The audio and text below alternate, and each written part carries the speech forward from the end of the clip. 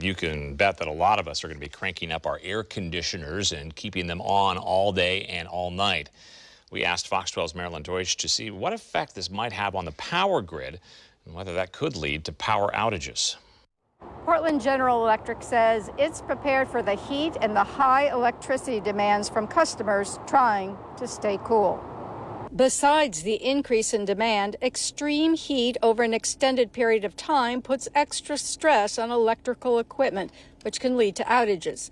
But PGE customers can count on something else, too.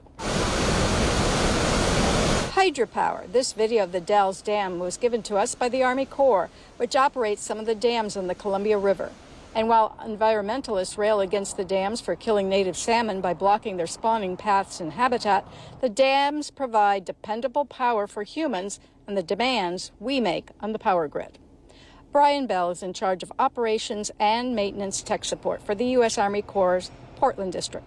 He says hydropower is predictable and flexible, and that's something, thanks to the dams on the Columbia River, that the Pacific Northwest can count on.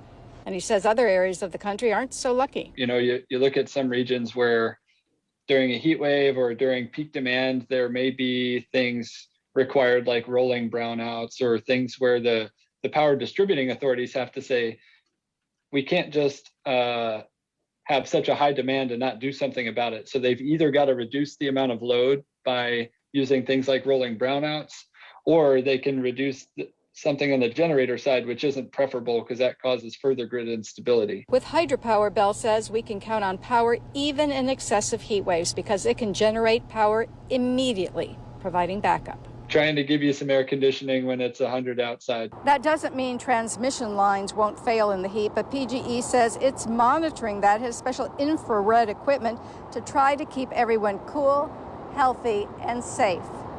In Beaverton, Marilyn Deutsch, Fox 12 Oregon.